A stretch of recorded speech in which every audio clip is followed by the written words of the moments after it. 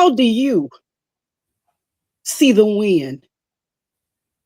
Today, I want to invite you to challenge yourself. Write down a challenge that you face at the moment, a challenge in business that you've maybe thought of an outcome, a challenge that may need to be refined or a reinvention occur. But write it down because you're going to need it today. As you listen to the experts I have with me today, and they're going to give you different perspectives on protection. Protection is what? An investment. An investment that doesn't have to be loads of money that you spend, but protection is also stopping to be more resourceful. Reinvention, recreation. I'm Marlene Foster with Empower the Vision. And today we're going to talk about protection. How do you protect the business? I have with me today Preeti Balasubramanian and Constance Johnson.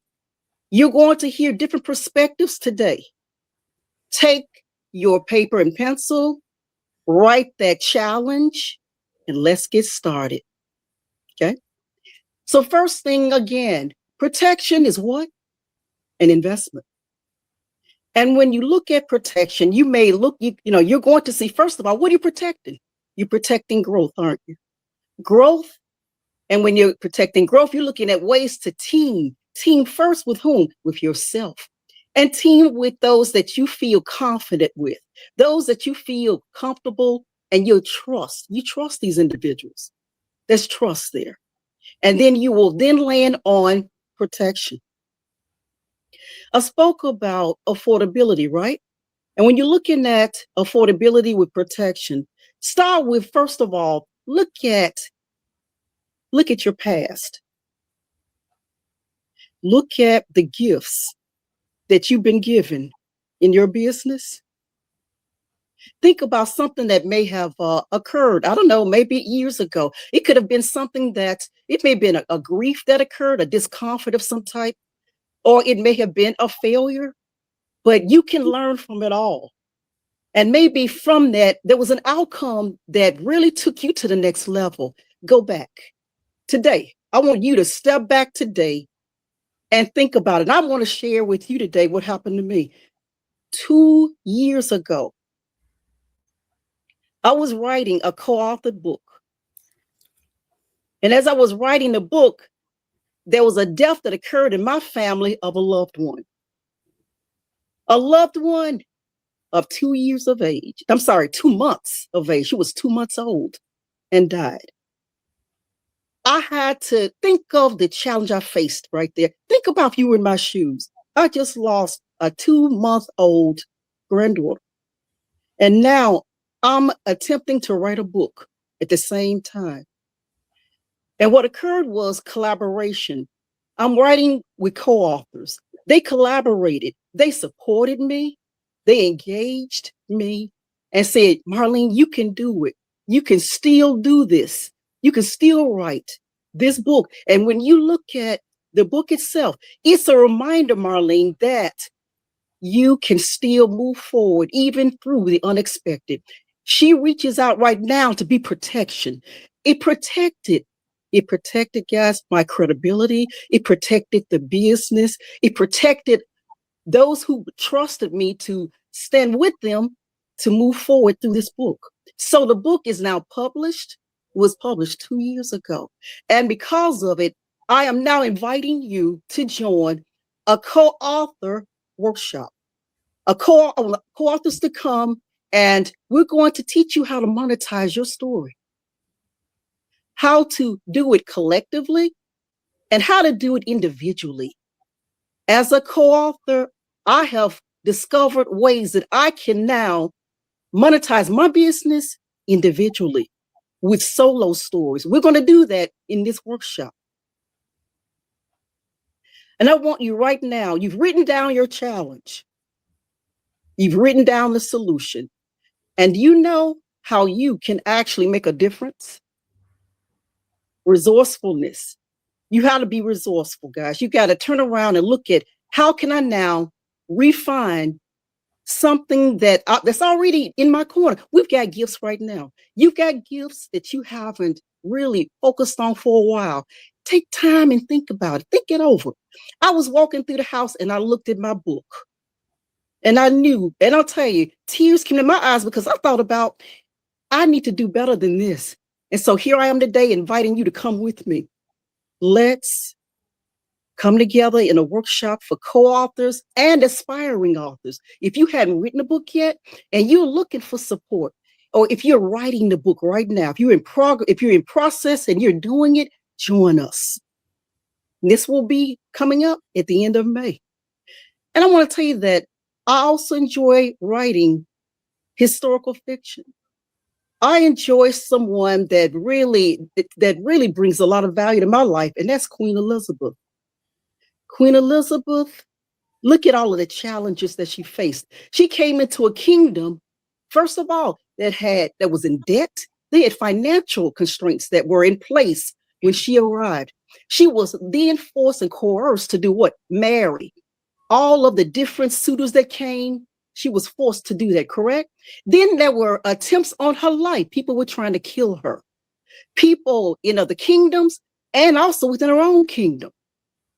Look at the value she brought to the world today. Queen Elizabeth came into a kingdom, never married, and she still, for some way, had collaboration in place. There had to have been somebody there who collaborated with her, someone that came about that stood close, someone that she could trust. Think about it. Look at her and think about yourselves. There's got to be a journey, or there's got to be someone that empowers you. Whether it's a quote that you love, or a book that you've read, and now you're in that position. How are you going to use the win to empower yourself and empower others? But you first have to what? See the win. See it. How many of you see the win that you have in place right now for your book that you're writing? How many of you see the win for a business that you're growing?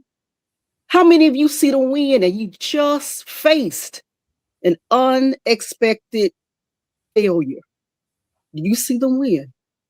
Today, we're going to show you again how you can see the win. And number one, I was saying to you is do it also without having to. There are times when you will have to invest right now in a professional, correct?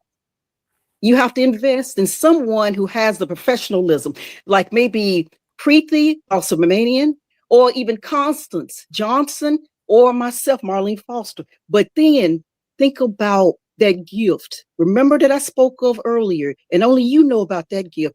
Go back and think about the seasons, the times when there was something that happened in your business, something that happened in your life. Go back, think about it. And when you do, reinvent it. I want to tell you this, and then I'm going to actually move on to our guest today, Warren Buffett, whom I really love to read about. Warren Buffett said that you can actually invest and still create a business. He said, if you got $0, start a business with $0. And you know what?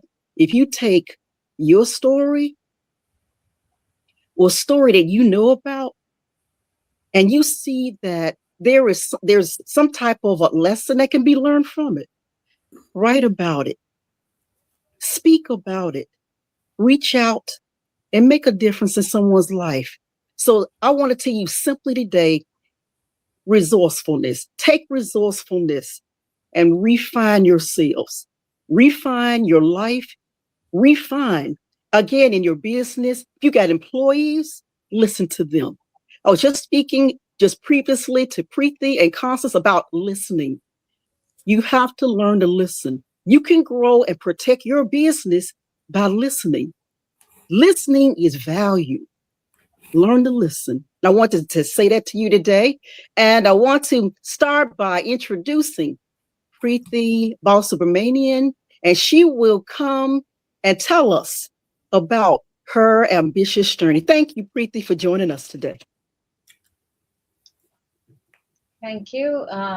So I am Preeti Barasubramanian, and I am a business coach and a consultant by day, and a children's book author by night. And so for me, I think my phrase or what I go by is I provide growth with ease, and whether it's growth for children in terms of the values and the intellect through my books, or if it's growth for businesses through the systems and support I provide, it's growth with ease for the receiver is the main motto behind what I do.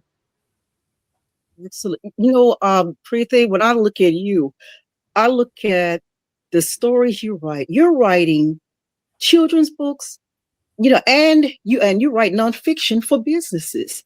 Can you tell me right now the growth that you see that extends when parents read your children's books to their children? Tell me, what do you think? What's the benefit? So I do have two series, like you said. So one is more, it's called The Mystic India for Kids, and it's more based on the Indian Hindu mythology. So, but then it's not a religious book, it's not a religious text kind of a storybook, but the stories in it bring out the values that are told in those stories in a way that's approachable for children. Children understand it through storytelling, because especially for kids under the age of, say, 8 or 10, if we were to tell them as parents or educators that, oh, you have to do this because you have to be patient, or you have to do this because honesty is the right thing to do, they don't really relate with it, they don't understand, and it becomes a rule that we are enforcing on them to follow, and the minute it becomes a rule, they resent it, they don't want to do it. But then if you frame it in such a way that it's shown as like a superpower, or it's like a strength that they have and they can use it in a fun way and learn, it sticks with them and it stays. They learn it without realizing they're actually learning it.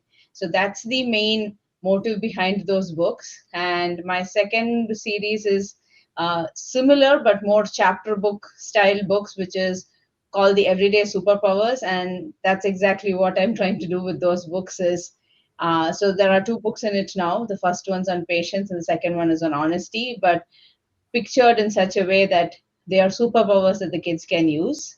And also, those books have elements that speak from the child's point of view. Like, how does a child feel? Like, for an adult, when we say be patient with something, we think of, okay, having to wait for something or giving it that time to happen. But then for children, it is even more difficult, because they are like, they get frustrated from waiting.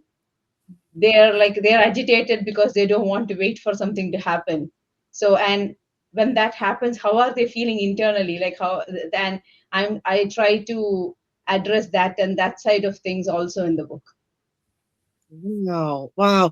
And you know what you're doing right there? You are teaching from your perspective how children can see the win. And when they're reading the book, they're listening to parents. How do your children's books impact parents?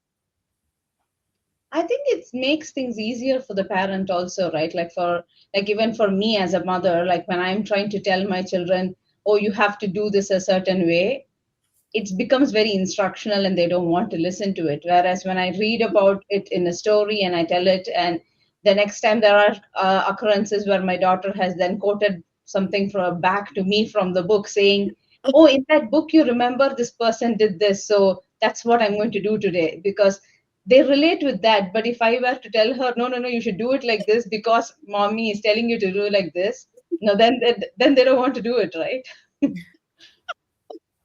Yeah. There has to be a motivation for them to do it. They have Yeah. to be motivated. So they read it in a book. One of your characters, for example, one of your characters, they always brush their teeth at night every night before they go to bed. And you Yeah. say to your daughter, "You've got to brush your teeth." Remember in the book, so and so always Yeah. brush their teeth every night. Yeah. Yeah, Exactly, right? Like when they see it happening in their favorite character, then they're like, oh, I want to do that too. they can relate to it, Preeti. Yeah. Wow, incredible! And listen, I wanted Preeti to also share with you. the book that she's written for business owners. And I'll tell you this, I could relate to it, because if you've got, let's say if you walk in the door, you've got flowers, right? That you got roses, whatever flowers that you absolutely love. Shouldn't you spend time instead of giving them all away? What about you? You can protect business, first of all, by with self-love. How can you protect others if you don't take time for yourself? Right, Preeti? Mm-hmm. Yes. So, like the other book, the non-fiction book that you say, that's called The Ease Equation: Systems plus Support Equals Sustainable Success. That's what that book is about. And the book starts with initially talking about the clarity or the mindset, because most of us, when we get into business, it's we are all solopreneurs, or we all start off as founders, and at that stage you are the one doing everything in your business, from admin to operations to marketing to pitching to finances to bookkeeping is all you. But then when your business then grows to a certain stage, that doesn't that is not sustainable anymore if it's just you still doing all those things. And with a lot of founders, it's two things. One is that false sense of perfection. They think only they can do it a certain way, and if you hand it off to somebody else, it won't be right. So it's that feeling is one. And two is, you feel like the minute you delegate something to a person or to a system, you're losing control. So those are the main two things I generally see with a lot of people. So the book starts with that, like the mindset, the clarity. And once you have that clear mindset and clarity in terms of what is truly yours to do, then you can think of delegation. And when you think of delegation, you can think of two streams, whether you're delegating it to a system, like, and systems start with documenting your SOPs, like documenting a process that was in your head until yesterday, to having a CRM or to having a HRIS system. So systems are all of those. So then you decide whether it has to go to a system or go to a person that you need to delegate. And then you identify, who is the person that I need to hire? Is it my first employee? Am I hiring a contractor? Am I hiring a VA? Am I hiring an online business manager? So that book kind of step by step walks you through auditing your own business. So you realize, get that clarity, and then identify what are the right systems and the right human circle of support that you need to grow Mm, sustainability and without burning out yourself in the process. Yeah. mm, Vicky, can I comment on what you just said? I Mm-hmm. think every business owner, every startup should buy your book. And you haven't paid me to say that. I'll explain why. From experience, when you're a founder, you become very possessive over your business. Okay, you want to hold it. It's my baby, right? Delegate the work. Oh gosh, no, no, no, no, no. Only I know everything. I'm going to control everything. That's how founders see it. So I think mm, your book, oh my gosh, I wish I had your book years ago, right? Because the other thing as well is, with businesses, they have to realize, while they're delegating their CRM, SOP, or what other aspect of their business that they're delegating to, it free they have to see a benefit. That the benefit is, it frees up their time to develop the business. So if there's 20% of their business is being delegated, oh, that's 20%. I can work, I can go networking, I can expand the business. So I think every business should buy your book. Thank you. absolutely. I love that, Constance. Absolutely. And you made me think about in business protection workshops, I'll talk to businesses about independence and interdependence. Why? Because your business should be created and run with the preparation that you don't know what the future is going to bring, what the outcome will be. What if there's an illness that occurs? What if death occurs? What if you decide that I think I would like to move on and do something else different? So you need to start off what? Looking at yourself. I'm not saying be selfish, but I'm saying you got to look at you. Look at yourself and think about, what is it that I want in place for myself at this particular time? And then teach your team, teach your business independence, so that business can run itself. They can be spinning around breakdancing while you out on a trip, where you're taking care of some other business venture that could be compound and bring more business in there. The business itself needs to be not on autopilot, but needs to be interdependent, depending and connecting with one another, so that when you're away, and it again, and I've got an upcoming book that talks about this, about exactly what Preeti's book is talking about. And that is, you got to also think about what's best for you. So when you're looking at your challenge right now, one challenge you should have is, how do you implement growth and protection for you? How do you implement growth and protection? Then what? For the business, for employees, for customers, and community. Excellent. I agree. Very good. And thank you, Constance. I agree that's a book, and I've already read her book, and I'm gonna tell you this: when you read a book, and it just dawned on me sitting here listening to Constance speak about Preeti's book, you're going to hear different perspectives on the book, and it's going to open up your vision and your mind from, from whatever it is that you were thinking about when you read that book. And it's going to give you a whole new vision, a whole different perspective, like what Constance just did. Thank you, Constance. See that? Wonderful. Wonderful. And so I want to just now move on to Constance Johnson. Constance is a communicator. And you're going to see today a woman who communicates. I mean, she communicates with promise. When I read her newsletters and things of that nature, when I read those, it makes me really look forward to Constance writing a book, everybody. I'm sorry, Constance, I do feel this way about you. I read your newsletters and I say, she is so inspirational, and she challenges you. I love challenges. How many of you out there like challenges? And I hope you've written the one out that I told you to write out, because if you don't share it today, then I want you to be prepared to share it on Thursday. When we come back with the Q&A, we got a Q&A coming up on Thursday. And that Q&A will be a networking time for you as well.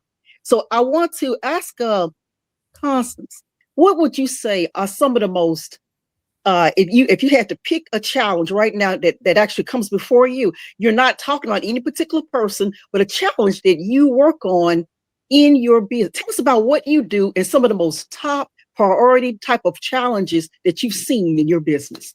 Well, the challenges I see in my business are the challenges that my clients have, and having to help them through those challenges and come up with a solution. So an example might be a client of the day, I've applied for 500 jobs, I'm not getting to the interview stage. That is a challenge. Okay. Or a client number two, I'm getting to the interview stage, but I'm not getting the job. Those are two challenges, right?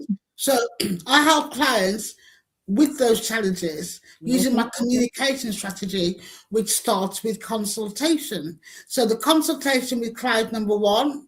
So tell me about the jobs you've applied for. Show me your resume. What was the last job you applied for? What skills do you have that made you apply for that job? They might say project management.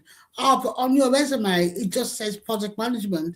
It doesn't tell the hiring manager the success that you had with it. Tell me about that project. So they might say, at the end of the project, I increased revenue growth by $1.2 million. Why isn't that in your resume? So I use an acronym called WHO, WHO. I say, this is part of the consultation, and they don't know they're being interviewed. I'm preparing them for the interview stage, so that when they go for the interview, they can say, oh, I did this with Constance. This is what I did. This is how I did it. This was the outcome. So W is, what did you do with an achievement? I ask them to think of the 3 top achievements. So they say, okay, I want Customer of the Year award, Best Salesman of the Year, 2025. Okay, that's an achievement. What did you do to get that? How did you do it? What was the outcome? Well, I sold 24 BMWs in a month. Okay, so tell me, let's go back to who. What did you do? How did you do it? What was the outcome? How much sales did you achieve? That's the outcome. Or $12 million. So I get them to start thinking of themselves not as a person, Marlene, but as a product to market. You are a product. Why should someone buy you? And that's what you've got to think about. Okay, there's hundreds of people applying for a job. Why should they choose me? And think about what your unique selling points are. And that's what we talk about. Again, you talk about it during interview coaching, and we do interview coaching simulation. I'll say, okay, tell me about yourself. Another question might be, why should we hire you? Always have that in your head, why they should hire you. Because you can say, for example, I achieved $1.2 million in growth. Another example, in a month, I sold £12 million worth of cars. So in your head, think of yourself as a product. If you look at a product, it has all the benefits on it. What's the benefit of you? That's what I do. Good, very good. But let me ask you this: that I'm listening to you, and you and I have spoken previously on podcasts and everything. But what is it when you've got people that you've already met with? They've gone on the interview, and they walk through the door confident, ready, secure. What do they tell you when they come back to you? I always Constance, have what, a follow-up call. wait, 1 second. I got to ask you this. When they come back to you, Constance, what is the major thing the priority that they say that they received from you that helped them to excel? What is it I that would you can? say that it was harder to have the interview with me, and it was easier at the interview because I challenge them. I make them say that again. No, no, no. Say it slower. And I make them. And one of the things I do, Marlene, is when I do the final mock interview, we call it mock interview over here. I say, I want you to dress like you're going for an interview. I want the suit, the tie, because when you're dressed like that, you are a product. Mm-hmm. I like They that. come back and they go, oh, I felt really confident. Because I say to them, when someone says, tell me about yourself, what they want to hear is, what skills, knowledge, and experience have you got Mhm, related to the job? mhm. Why should they hire you? The same answer. All the questions is all the same answer. The what, the who, the what, the how did you, the outcome. Always talk about your achievements, right? Research the company. Tell them something that they didn't know. One of my clients, Marla, I've got to tell you this. He was going for an auctioneer's role, but there's not very many auctioneer roles in an auction house, and you have to be really qualified. This was a really big one here, auction house. And I said, okay, you do some research. I always give my clients homework. Research the company, or I might have a fake company. I'll say, go and research WH Smith, come back with information about them, and I'll do the same. So what happened, Marlene, was um, he told me what he found out, and I said, not good enough. That anybody can find that out on Google. I want you to delve deeper. Wikipedia, go back 10 years, go back 5 years. Who's the CEO? What's the share value? Tell them something that proves that you didn't just go on Google and look them up. So what I found out, right, was that they sold a diamond ring for £5 million, and they had to have tight security 24 hours because it was publicised that this ring was going to be sold at auction. So he went to the interview. He told them, he said, what do you, because one of the questions an interview might ask is, why do you want to work for us? That is a prompt for, tell me what you know about us. So Mhm. he said, during my research, I found out that you sold a ring for £5 million. One of the interviews said, I don't know about that. And he said, yes, right. In 2018, right, you sold the ring. And he stopped the interview and he said, I need to look this up. I didn't know that. Because the thing is, Marlene, when you work for a company, you don't know much about them. You go to work every day and you go home. But what do you really know about the company that you work for? And he got the job. Got Right, the job. right. See, and you know what? See, look at this. Trustworthiness, and that's why. Again, look at what Constance just said. When you're looking at protection.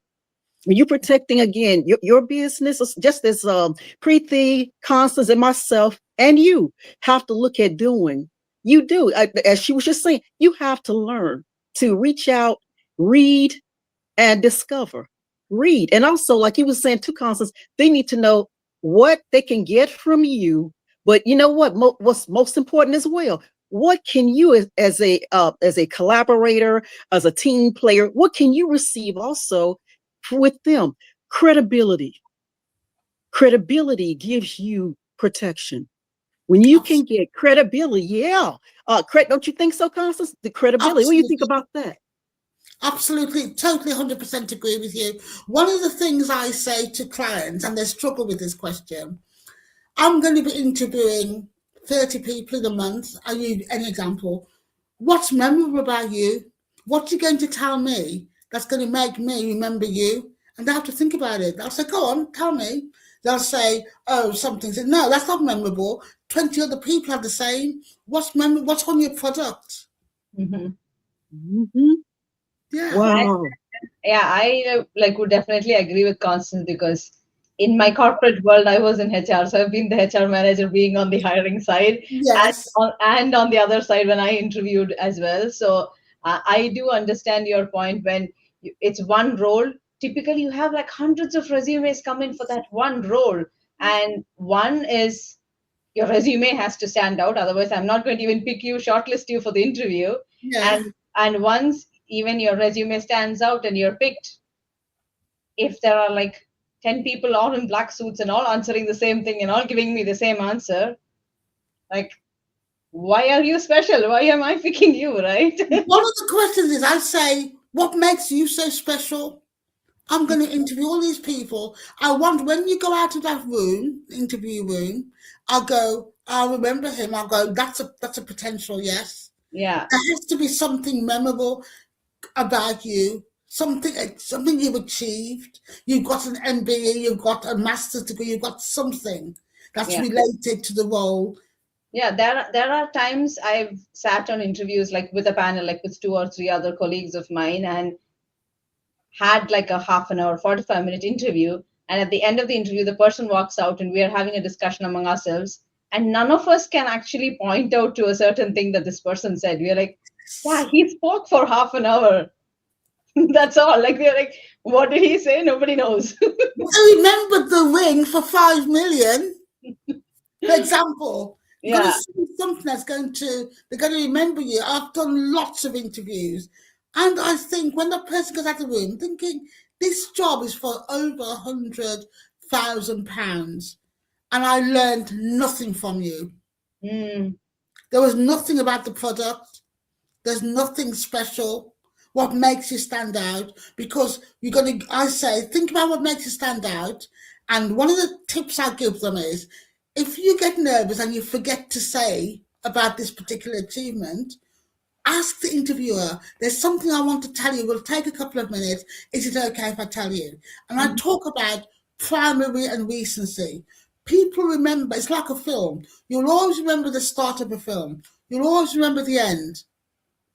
no, So and I also agree to the point that I like when I was on the HR side, I was also okay if somebody, when I asked them, do you know about this company or why are you a good fit for this role? yeah, I'm okay if you even picked up your notebook, referred to notes, and told me answers because I know you've taken the effort, you have gone and checked, you have taken notes, and you have studied the company. it shows preparation. You don't have to memorize things. It's Yeah, okay I for you to say say, an interview I is not researched an your company and these are my notes. That yes, will work too. an interview is not. I say to them, an interview is not an exam. You can take your notes because you're not going to remember all your figures, right?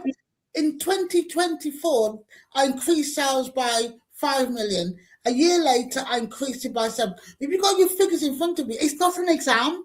It's Yeah. not a closed book exam. You can have your figures in front of you. Yeah, that's what I say. Like you can bring your notes, bring your portfolio. You can read from your portfolio. Give them a copy of the portfolio at the end. Tell them this is what I have done. Yeah, absolutely. I interviewed someone, helping someone who was a photographer, right? And I said, "Have you got a portfolio?" He said, "Yes." I said, "Bring it to our interview." Mm-hmm. I said, okay, what I want you to do is at the end of the interview, so I want you to remember them, just say, I have a portfolio, can I leave it with you? Ask permission. And guess what? Mm. With him, he got the job. Mm-hmm. Wow. And see, Constance, you just brought to my mind was, years ago, my profession was the legal. I was in the legal field. I had already been accepted to law school, and I had to take a sabbatical because my mother became ill. And so you're not gonna guess what happened. I worked with three law firms, three of them. I didn't go and apply your particular way that most people do. I walked into the offices and I told them who I was. I introduced myself. And so I ended up working for these three separate attorneys, right? So then later I was working for the third one. He said, guess what? The courthouse, they're looking for a research clerk. This judge is looking for in Chancery, right? So I said, okay. And I said, oh, I'm going okay about it. He said, I think you should apply. I said, what? I said, I've only had 1 year behind me and I'm out right now on leave. He said, Marlene, this will be a real good way for you to learn. He said, and as daring as you are, he said, I think there'll be one thing he'll like about you. So I went, I applied, and I saw the other second year law students, and there I was, a first year out on a sabbatical, right? Do you know he hired me? And Wow. I sat there. I sat there for a minute, and I'm sorry. I sat there and just stared off into space for a little while. And then, so when he wanted to speak with me, and I said, I'm appalled. I'm proud. And then I said, and why? I asked him what. I said, you got second. He said, you know what? You have proven that you are courageous. Bravery. He said, I love that. He said, even he said, you're quiet. He said, you look confident. He said, and also very classy. He said, I love the way you dress. He said, but your bravery. He said, I checked out the other law firms. All of them said, you didn't apply the traditional way. You walked in and said, hello, I'm Marlene Hall. That's my nickname. I'm Marlene Hall, and I'm here today because I know you're looking for, and I see what they were looking for. And I was young at the time, had never done this before. I took a chance. I took a chance, Constance. I didn't do it the traditional way. And when you look at your lives right now, you're looking at protecting your business, everything's not done the way everybody else does it. You got to do it the way Preeti Boss Mary, she's got to do it her way. Preeti has her way. Then there's Constance. She's got her way. I'm saying that look at today, what you have in front of you. You got a challenge right now. You've written down on a sheet of paper. You've got the solution that's there. You've heard Preeti talk about again, and I'm going to get them to very succinctly give you just a recap very succinctly, and Constance as well. I want them to recap, and then we'll end on that today. And they're also going to invite you to attend with them. There's something going to invite you to attend with them. Preeti, would you give us a recap, please? Okay, so for me, like I said, the essence of everything I do is to grow with ease. And I do that for businesses by helping them understand their mindset, the clarity in terms of what's truly the entrepreneurs to do, and then systems and the support to help them delegate and grow sustainably without having to burn out themselves. And for the children, I do that through children's books by teaching them values and lessons in a way that it doesn't sound like rules but sounds like superpowers that they want to achieve.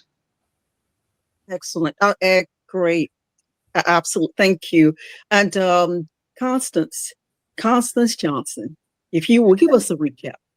Yes, I help clients achieve their career goals. That's with the career management system I use. So there's two types of clients I help. The ones that are applying for hundreds and hundreds of jobs themselves and they're not getting to the interview stage. Clientele number two, they're getting to the interview stage, but they're not getting the job. So I do a combined LinkedIn profile is important because hiring managers will go and look at that. So your LinkedIn profile, your resume, your cover letter as well, And I also make sure that everything's aligned. So when they go onto your LinkedIn profile, they'll see achievements on there. Your CV will say achievements. I do consultations. We have practice sessions of interviews. I tell you to go and research the company that you're going to be interviewing for. So when you're going for that interview, you're completely confident. And I use an again call who. What did you do? How did you do it? What was the outcome? And we talk about your top 3 achievements to build your confidence. So when you walk in that room and everything you say will be remembered. Preeti said that we interviewed people and half an hour later they can't remember what was said. You want to go in there and be memorable. Remember, you are a product to be sold. Absolutely. And I just want to again stop here and just recap again what I said about protection. Remember, you've got that challenge right now that you've written down. The challenge that's facing you right now, the challenge that you have etched on your mind, and there's a solution. Refine. Think it over. Look at it. Look at the gifts that you have already that surround you. Sometimes we forget. We're so busy looking at what we can accomplish and what we can also attain. You forget about what's already there. Look at the people who are surrounding you. There's so much knowledge that's there. It may be within your family structure. There could even be a colleague that you know of. All I'm saying is that reach out and communicate. Reach out and ask questions. Find out what others are doing. Again, but do you have to do what everybody else is doing? You don't. Take it and see if it's something that you can use in your business. And I want to just again invite you to come out. We're going to be actually attaching it, but there is a co-author workshop that will also invite authors who are writing a book for the first time. If you're writing it, if you haven't started yet, come join us and we can help you to get started on that journey in the co-author workshop. So, and it will be at the end of May, and I'll have more information attached, for your review, and more information about Preeti and more information about Constance. Thank you so much for joining us today, and hoping that I will get a chance to take a look at the challenge that you've written today. If you want to send it to me, I'll have my information attached where you can reach out and you can speak with me about your challenge. Thank you again. And again, remember to do what? Redefine, reinvent, and come out with your own solutions. Yeah. Challenge yourself and save all of the money that you spend on everybody else. Invest when you should, though. Invest, okay? There may be times when you do need to invest, but invest in yourself. Thank you again, everybody, and thank you so much, Preeti. Thank you, Constance, for being here with me today. Thank you for inviting me. Thank you. It's been a pleasure. Thank you. Thank you, Marlene. Thank you.